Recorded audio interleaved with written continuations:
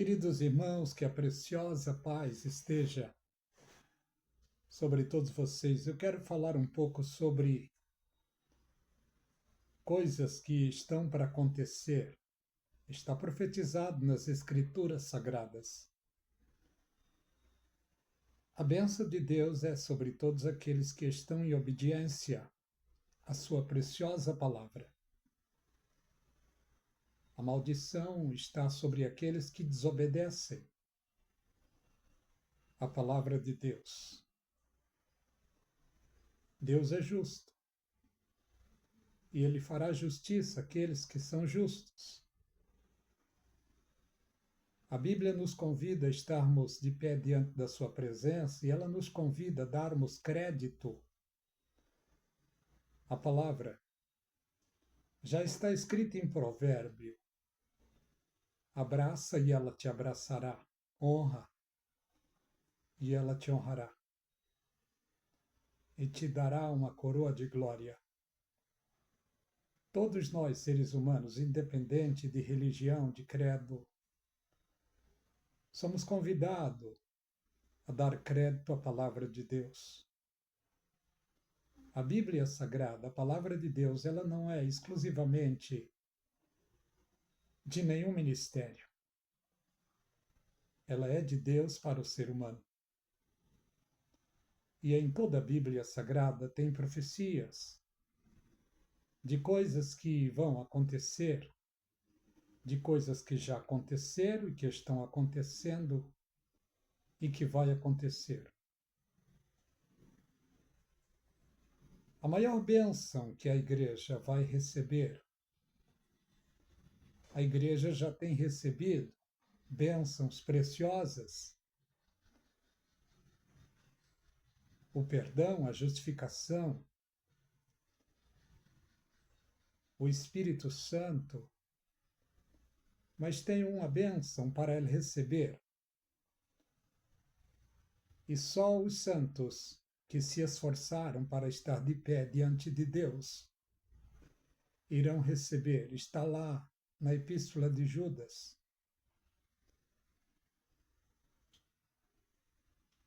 Ali está falando sobre aqueles que procuram estar na sintonia de Deus. E o que está escrito lá na Epístola de Judas? Eu quero ler. Está escrito o seguinte: mas vós, amado, edificando-vos a vós mesmo sobre a vossa santíssima fé, orando no Espírito Santo, conservai a vós mesmos na caridade de Deus. A caridade de Deus é Cristo. Só para aqueles que procuram conservar a si mesmo na caridade de Deus irão receber esta bênção a qual vou falar nesta mensagem. Eu quero falar do arrebatamento da igreja. O apóstolo Paulo disse: irmãos, eis que vos digo o mistério. Nem todos dormiremos, mas todos seremos transformados no abrir e fechar de olhos. Primeira Epístola de Coríntios, capítulo 15, do verso 50 a seguir. E ele disse ali: os mortos em Cristo ressuscitarão primeiro. Depois nós, os que estivermos vivos, seremos transformados e arrebatados, e estaremos para sempre com o Senhor. Ele esperava este acontecimento para o seu tempo, mas não era para o seu tempo, era para o fim dos tempos. E pelo que acredito, o fim dos tempos, isso é um pensamento meu. O que acredito, o fim dos tempos para a igreja começou em 1948. Em especial 14 de maio de 1948. Porque nesse dia deu-se então o renascimento do povo judeu. Está na profecia. No livro de Isaías 66 e o verso 8. Eu quero ler. Isaías 66, o verso 8. Poder-se-ia nascer uma nação em um só dia? Sião esteve de parto e já deu à luz aos seus filhos. Mas eu quero ler do 7 a seguir. Antes que tivesse dor de parto, ela deu à luz. Antes que lhe sobreviessem as dores, deu à luz a um filho. Aqui está falando da nação judaica quando Jesus nasceu, em uma estrebaria. Ela não estava com dor de parto. Por quê? Porque era época de festa, as estalagens, os hotéis estavam cheios. Mas ali se cumpriu esta palavra profética de Isaías. Sem que tivesse as dores, nasceu o menino. Agora está falando de outra profecia também, em sequência. Quem jamais ouviu tal coisa? Poder-se-ia fazer nascer uma terra em um só dia? Nasceria uma nação de uma só vez? Mas Sião esteve de parte e já deu à luz aos seus filhos. Para o povo judeu, Israel, estar de parto é porque eles estavam em sofrimento. Aqui já é outra profecia que fala do sofrimento do povo judeu. Nós vemos que no tempo de Jesus Cristo, o povo estava ali prosseguindo em crescimento, estavam, claro, subjugados pelos poderes de Roma, mas estavam aparentemente em paz. Jesus Cristo nasceu ali no meio deles e teve o tempo do cumprimento profético, porque Jesus Cristo veio com vários objetivos, entre eles era perdoar o povo judeu, estabelecer o reino. Mas por causa da desobediência do povo judeu, o reino foi protelado. Por isso houve aquelas turbulências, porque muitos entendiam que Jesus estava ali para já inaugurar o reino milenial. Mas por causa da turbulência, da desobediência, o reino foi prolongado. Jesus Cristo, uma certa ocasião, lhe disse: Jerusalém, Jerusalém, quantas vezes eu quis ajuntar os teus filhos como uma galinha junta os pintinhos, e não quiseste. Parece que, decepcionado, o Senhor Jesus olha para o povo judeu e diz: a vossa cidade ficará deserta. Em outras palavras, ele disse: eu vim em nome de meu Pai e não me recebeste. Virá outro em seu próprio nome, a esse vocês o receberão. Jesus estava falando da chegada do anticristo. Isso ainda não aconteceu, mas vai acontecer. Porque o povo judeu rechaçaram o Senhor Jesus, entregaram ao povo romano, judeus e romanos, unidos, o crucificaram Jesus Cristo. Mas tudo isso já estava na presciência de Deus. Jesus teria que passar por tudo isso. O próprio Isaías diz que Deus agradou moer o seu filho. Estava falando do sofrimento da cruz, do sofrimento dos chicotes. Mas está escrito também que o castigo que nos traz a paz estava sobre ele. E sobre as suas pisaduras fomos sarados. Era necessário isso acontecer. Mas antes de ir para a cruz do Calvário, os discípulos chamaram o Senhor Jesus Cristo para ver a beleza do templo. pensando que Jesus iria elogiar o templo, porque o templo era uma coisa bela, era o orgulho do povo judeu. Mas Jesus Cristo disse: não vede tudo isto? Em verdade vos digo que não ficará aqui pedra sobre pedra, sem que seja derribada. O Senhor Jesus estava outro dia no Monte das Oliveiras, chegou a ele em particular 4 dos seus discípulos, Pedro, Tiago, André e João. Eles fizeram a seguinte pergunta: Senhor, fala para nós, que sinal haverá da tua vinda e do fim do mundo? Em outras palavras, quando acontecerá estas coisas? E que sinal haverá da tua vinda e do fim do mundo?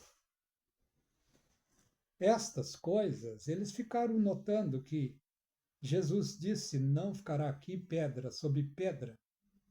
Eles ficaram curiosos. E a sua curiosidade o levaram a fazer essa pergunta para Jesus: quando acontecerá estas coisas? Que sinal haverá da tua vinda e do fim do mundo? 3 perguntas em uma só. E Jesus Cristo disse para eles: acautelai-vos, para que ninguém engane vocês. Mateus 24:4. Porque virão muitos dizendo: eu sou o Cristo, e enganarão a muitos. E a preocupação do Senhor Jesus é que os seus discípulos, os judeus, fossem enganados. Os discípulos do Senhor Jesus Cristo não foram enganados, mas os judeus, a nação judaica, foram enganados. Porque não deram credibilidade à pessoa preciosa do Senhor Jesus quando estava no meio deles. Eles o perseguiram e o mataram. E quando começou essa perseguição, acredito que aquilo que foi prescrito, profetizado pelo profeta Isaías, 61, o Senhor Jesus Cristo, abrindo na sinagoga o livro de Isaías, capítulo 61, acredito que propositalmente ele fez isso. Ele, pegando o rolo do livro, abriu e leu a seguinte passagem de Isaías 61. O Espírito do Senhor Jeová está sobre mim, porque me ungiu para pregar boas novas aos mansos, enviou-me a restaurar os contritos de coração e a proclamar liberdade e abertura de prisão aos presos. E Jesus Cristo, fechando o livro, estavam todos tranquilos, mas quando o Senhor Jesus Cristo disse essas palavras: hoje se cumpriu no meio de vós esta escritura, eles se revoltaram. Tudo já estava na presciência de Deus. Começaram então a razoar em seus corações como o matariam. E como tem um provérbio que diz que a corda arrebenta pelo lado mais fraco, foram pesquisar no meio dos discípulos de Jesus Cristo e encontraram um indouto, encontraram um que tinha sede por dinheiro. Ele passava a mão nas ofertas que entrava no ministério de Jesus Cristo. Judas tinha o espírito, parece que de ostentação, do engano, do roubo. Então, fizeram uma reunião com Judas e perguntaram como eles conseguiriam prender Jesus Cristo. Judas então deu toda a dica. E pagaram pela pessoa do Senhor Jesus, a Judas, 30 moedas de prata. Mas olha o que vemos aqui. Judas entregou aquele homem puro, perfeito. Jesus era igual a eles. E Judas precisou dizer a eles: aquele qual eu entrar no meio deles e der um beijo, é esse. E Judas fez exatamente isso, entregou o seu mestre. Já estava na presciência de Deus. Jesus, quando estava orando, ele disse: Pai, nenhum deles se perdeu, a não ser o filho da perdição, para que a Escritura se cumprisse. Mas vejamos, matar o Senhor Jesus Cristo, 37, 38 anos, se cumpriu então a profecia que Jesus Cristo tinha dito para os seus discípulos a respeito do templo em Jerusalém. 37, 38 anos, por mandado de Vespasiano, general Tito, invadiu a cidade de Jerusalém exatamente em uma época de festa. Matou milhares e milhares e milhares. Carnificina terrível aconteceu. Eu não sei como aconteceu, mas derribaram o templo, que era a fortaleza dos judeus, e tocaram fogo. Para o cumprimento da palavra de Jesus, que disse: não ficará aqui pedra sobre pedra sem que seja derribada. Por quê? Porque no templo, a riqueza de ouro, de pratas, certamente de pedras preciosas, os romanos o garimparam, levaram toda a riqueza, pedra por pedra. Isso se cumpriu. Houve-se então a diáspora. Jesus já tinha avisado os judeus. Em Mateus capítulo 24, verso 15, Jesus Cristo tinha dito sobre eles, sobre essa perseguição. Quando, pois, virdes a abominação e da desolação de que falou o profeta Daniel, está no lugar santo. Quem lê, entenda.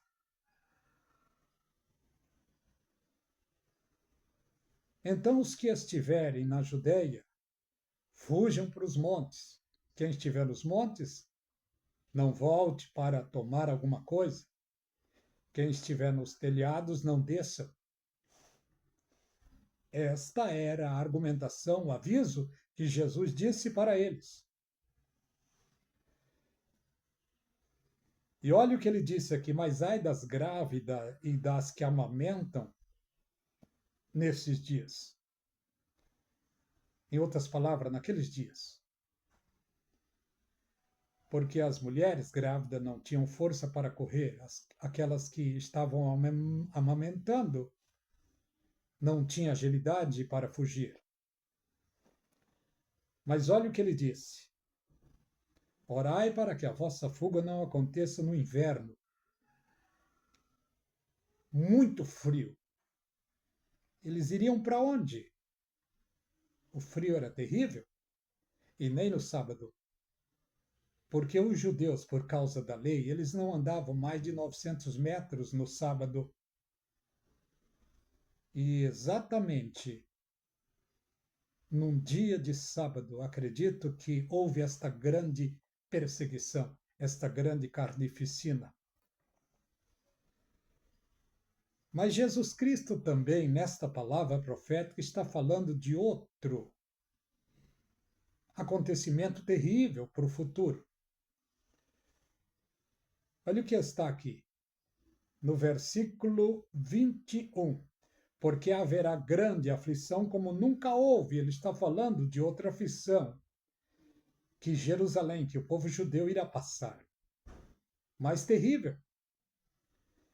Grandes aflições o povo judeu tem passado ao longo do tempo.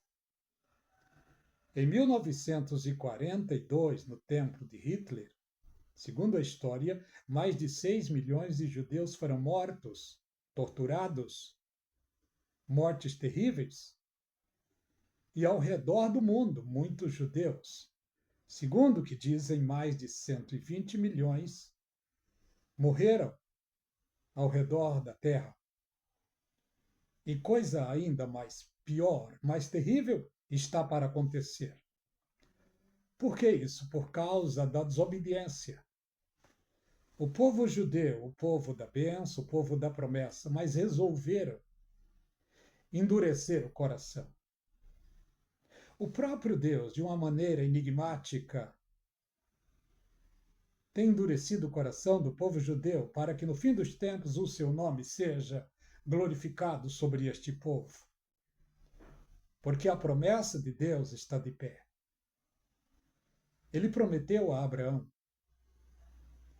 que todos que lhe abençoassem seriam abençoados e todos que lhe amaldiçoassem seriam amaldiçoados. Vemos isso acontecer ao redor da terra pela história. Há bem pouco tempo, Hugo Chávez amaldiçoou Israel e ele foi amaldiçoado. O mundo todo assistiu isso e o mundo todo viu o que aconteceu com ele e o que está acontecendo na Venezuela hoje. Por palavras erradas, errôneas, que um líder falou e a multidão aplaudiu. Por causa de palavras terríveis, é que Israel tem sofrido. Diante do governador, quando o governador disse: "Mas o que eu farei de Jesus chamado Cristo?" E eles lhes disseram: "Crucifica-o, crucifica." E o governador disse: "Eu estou livre do sangue desse inocente." E o povo, em uma só voz, gritando, disseram: "Que o sangue dele caia sobre nós e sobre os nossos filhos", na loucura das palavras. Está na profecia que, por causa dessas palavras horríveis, o povo iria adquirir sofrimento e perseguição ao longo do tempo. Deus é justo. E a Bíblia diz: "Não erreis, Deus não se deixa escarnecer. Aquilo que o homem semear, ele ceifará." O povo judeu semeou discórdia, disseram palavras horríveis contra Deus e estão recebendo, ao longo do tempo, o juízo de Deus. Mas por causa da promessa que Deus fez a Abraão, eles vão ser perdoados no fim dos tempos. Vai demorar um pouco, mas eles vão ser perdoados. Porque está na profecia que eles vão ser colocados por cabeça das nações sobre a terra e não por cauda. Mas até isso acontecer, vai acontecer estas coisas que vou dizer agora. O Senhor Jesus Cristo disse que, por se multiplicar a iniquidade, o amor de muitos esfriará. O Senhor Jesus Cristo também disse: "Porventura, quando o Filho do Homem voltar, achará fé na terra?" O que estamos vendo hoje? Escândalos e mais escândalos. Nos tempos do Senhor Jesus Cristo, em Mateus 23, ele chama a atenção de toda a liderança que estavam dando escândalo já no tempo dele. Não é diferente do nosso tempo. Nós estamos agora em um tempo onde os escândalos maiores do mundo religioso está vindo exclusivamente das lideranças em todos os lugares do mundo. As lideranças estão dando escândalo. É cumprimento da palavra de Deus. O povo de Deus estão em meio a uma turbulência terrível, enfrentando esse escândalo terrível. Muitos estão desorientados, saindo de igrejas, saindo de ministérios e não sabem para onde vão. Isso acontece. Nos tempos do Senhor Jesus Cristo, ele dando uma palavra doutrinária. Parece que a palavra foi um pouco forte e o povo não quiseram suportar. Quando Jesus Cristo disse: "Aquele que não me seguir e não beber da minha carne, não beber do meu sangue, não comer da minha carne, não pode fazer parte de mim." Eles não entenderam. Os discípulos perguntaram: Senhor, estão indo embora? Só faltou eles dizerem: Senhor, pega leve. Mas Jesus Cristo disse para Pedro: E vocês também não quereis ir? Pedro tinha a revelação da palavra. E Pedro então olha para Jesus e disse: Senhor, para quem iremos? Se só o Senhor tem palavra de vida. Um conselho para todos aqueles que estão migrando, saindo das igrejas. E muitos não estão encontrando guarida, fortaleza, porque as lideranças, quase que todas, estão deixando a desejar. E muitos estão tristes, abatidos, em casa, sem força de congregar. Você pode até sair de uma igreja, pode até sair de um ministério, mas não saia da presença do Senhor Jesus Cristo. Porque quem te salvou foi Jesus, não foi o ministério A, B, C ou D. Mas voltando a essa meditação, o Senhor Jesus Cristo alertou os seus discípulos, mas antes deles receberem o perdão no fim dos tempos, protocolos estão para acontecer, profecias estão para acontecer. Note uma coisa. De 1948 para cá, acredito que este é o último tempo para o arrebatamento da igreja. A igreja será arrebatada. O primeiro sinal da escatologia bíblica é o arrebatamento da igreja. O segundo sinal, acredito que é uma reunião que vai acontecer, não sei se em Bruxelas, ou na ONU, ou na OTAN. Está no livro do Apocalipse, capítulo 17, verso 12, que vai haver uma reunião de urgência e de emergência de 1 hora.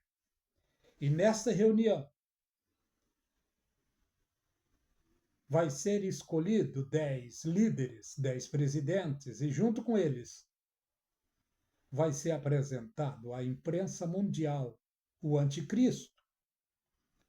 Mas isso vai acontecer depois do arrebatamento da igreja, nesta reunião. E ele vai propor um concerto com muitos, em especial ao povo judeu.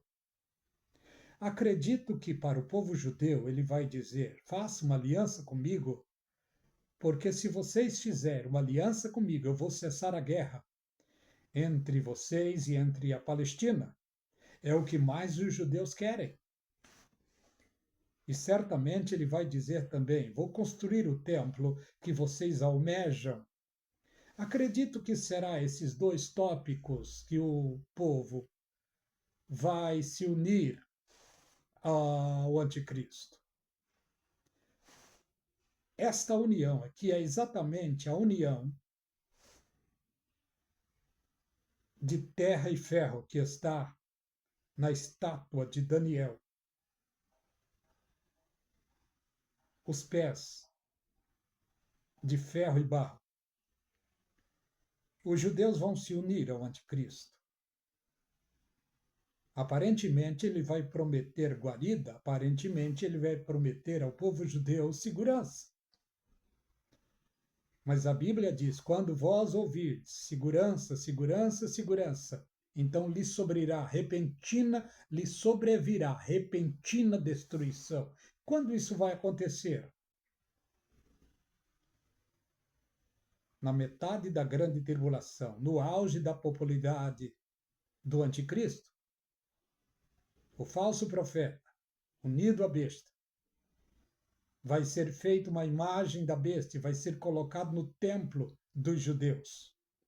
A semelhança daquilo que aconteceu antes da vinda de Jesus para o povo judeu. 160 e poucos anos antes da vinda de Jesus. Um homem terrível sacrificou um templo, aliás, sacrificou um porco no altar do templo. Isso já aconteceu. E Jesus Cristo disse que no futuro vai acontecer também. Depois do arrebatamento da igreja, vai ser colocado uma imagem da besta dentro do templo. E o povo judeu vão ser pego de surpresa. Os judeus não adoram imagem. Os judeus, então, vão rechaçar, vão ignorar. Aí, então, acontecerá o quê? A perseguição contra o povo judeu. Mais uma vez, acredito que é o começo já da Terceira Guerra Mundial. Se você for ler lá no livro de Zacarias, capítulo 14, você vai ver o que está acontecendo ali, ou melhor, o que vai acontecer. Zacarias, capítulo 14, está falando ali sobre as nações da terra que serão reunidas e irão contra Israel. Jerusalém será invadida. Zacarias capítulo 14. E olha o que vai acontecer, a cidade vai ser saqueada. Homens e mulheres aos montes serão mortos. E está escrito que a cidade será saqueada. As mulheres serão estupradas, serão violentadas. Haverá o grande massacre, maior do que no templo de Hitler, maior do que aquilo que tem acontecido ao redor da Terra. Isso vai acontecer no começo da Terceira Guerra Mundial. Os judeus serão cercados por soldados de todas as nações e, mais uma vez, será aplacado o juízo de Deus sobre este povo. E uma minoria, diz a palavra, que fugirão para o deserto. 2/3 serão mortos. E 1/3 fugirá para o deserto. Apocalipse capítulo 12 está falando sobre a mulher que foge para o deserto e é sustentada ali por 1260 dias. Está falando sobre o 1/3 dos judeus que irão ficar exilados no deserto, certamente no deserto da Jordânia, nas montanhas. E o mundo, então, vai ser aplacado sobre a Terceira Guerra Mundial. As nações estarão migrando para os judeus, para Jerusalém, para Israel. A igreja estará nos céus, participando das bodas do Cordeiro, do grande banquete, se alegrando com Jesus Cristo. Porque Jesus, na sua oração, lhe pediu ao Pai: Pai, eu quero que onde eu esteja, eles estejam comigo, para que veja a glória que tu me deste. E Jesus Cristo disse mais. Evangelho do Senhor Jesus, segundo escreveu João, capítulo 14. Não se turbe o vosso coração, credes em Deus, credes também em mim. Porque na casa do meu Pai há muitas moradas. Se não fosse assim, eu vos teria dito: vou preparar-vos lugar. E se eu for e vos preparar, virei outra vez e vos levarei para mim mesmo, para que onde eu esteja, estejai vós também. Jesus Cristo vai levar a igreja. A igreja é a glória de Deus, os judeus é o mundo. Para os judeus é a terra, para a igreja é os céus. Para os judeus é o domínio do mundo, Porque Jesus Cristo disse, em Mateus capítulo 5, os mansos herdarão a terra. A terra é a herança de Deus que ele vai dar ao povo judeu. Jesus Cristo, no milênio, vai ser o Rei dos reis e Senhor dos senhores sobre a face da terra. O povo judeu vai estar no governo do mundo com Cristo. A igreja estará no reino milenial com Cristo também, mas ela estará em outra esfera, na esfera espiritual.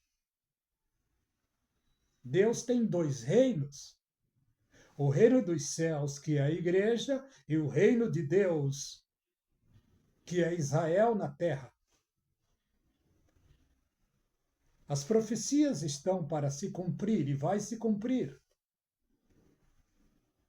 Em Ezequiel 48, ali está falando sobre as partilhas das terras, as quais o Senhor Jesus Cristo vai repartir para as 12 tribos de Israel. Cada tribo terá uma porção garantida por Jesus Cristo. E vai chegar o dia, vai chegar o tempo, em que essas porções de terra serão dadas ao povo judeu. E o que vemos nas Escrituras Sagradas é que a igreja será arrebatada. No final dos 7 anos, a igreja voltará com Cristo, porque o mundo está sendo dilacerado pelos exércitos do anticristo. Precisará, então, Jesus Cristo voltar em sua segunda vinda. Na sua primeira vinda, ele veio como um cordeiro, simples, humilde. Na sua segunda vinda, ele não virá como um cordeiro, ele virá como um leão, e um leão nervoso. Ele vem tomar as rédeas do mundo ao tocar da 7ª trombeta do Apocalipse. Ele virá para julgar as nações, porque na segunda vinda de Jesus Cristo, bilhões de seres humanos perderam o valor para Deus. Por quê? Porque já estarão marcados com a marca da besta. Quando Jesus Cristo vir, ele vem para julgar as nações e cessar a Terceira Guerra Mundial, porque está escrito no Salmo 46. Deus é socorro bem presente na angústia. Pelo que não temeremos, ainda que a terra se mude, ainda que os montes se abalem pelas suas bravezas, há um rio cujas correntes alegram a cidade de Deus. E a Bíblia diz: Deus está no meio dela. A cidade de Deus é Jerusalém. E a Bíblia diz: Deus está no meio dela, Jesus Cristo. Nesse tempo estará no meio de Jerusalém. E olha o que diz aqui. Há um rio cujas correntes alegram a cidade de Deus, os santuários das moradas do Altíssimo. Deus está no meio dela e não será abalada. Hoje as nações querem abalar Israel, Jerusalém, mas quando Jesus Cristo estiver lá, assentado no trono de Davi, restaurado, o mundo terá paz. Ninguém ousará se levantar contra a pessoa poderosa, a pessoa gloriosa, terrível, chamada Jesus Cristo, porque ele estará no domínio da terra. E é ele quem dará as ordens. As nações serão regidas com vara de ferro. E olha o que está no versículo 6. As nações se embraveceram, os reinos se moveram. Ele levantou a sua voz e a terra se derreteu. 7. O Senhor dos exércitos está conosco, dirá Israel. O Senhor dos exércitos está conosco. Deus de Jacó é o nosso refúgio. Alguém vai dizer: vinde, vinde. Contemplai as obras do Senhor, vede que desolação ele tem feito na terra. Ele faz cessar as guerras até o fim da terra, corta o arco, quebra as lanças e queima os carros no fogo. E Jesus vai dizer: aquietai-vos e sabei que eu sou Deus. Em outras palavras, é eu que mando aqui agora.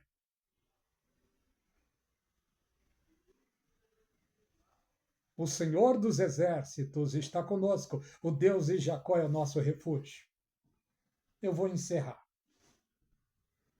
Mas olha o que está escrito no Salmo 121. Quando o povo judeu vão estar ali exilados, amedrontados, sem saída para eles, se cumprirá o Salmo 121 quando diz: eleva os meus olhos para os montes. De onde me vem o socorro? Eles não viam socorro de lugar nenhum. Mas agora vem a resposta da profecia. O meu socorro vem do Senhor, que fez os céus e a terra. Quem é o homem para lutar com Jesus? Quem é Satanás para lutar contra Jesus? A Bíblia diz: haverá alguma coisa difícil para Deus? Aquele que fez milhares andar sobre as águas, aliás, pelo caminho seco, dentro do mar. Aquele que acredito que pesava mais de 70 quilos andou sobre o mar da Galileia? Haveria alguma coisa difícil para ele? Aquele que ressuscitou Lázaro há 4 dias, já morto? Aquele que multiplicou pães e peixe no deserto? Aquele que curou os 10 leprosos? Aquele que curou o homem da mão mirrada? Haveria alguma coisa difícil para ele? A Bíblia diz que o querer e o efetuar é de Deus. Chegará o dia, chegará o tempo, e chegará o dia que se aplacará sobre a terra o juízo de Deus. A Bíblia diz que nenhuma condenação há para os que estão em Cristo Jesus, que não andam segundo a carne, mas segundo o Espírito. Porque a lei do Espírito de vida em Cristo nos livrou da lei do pecado e da morte.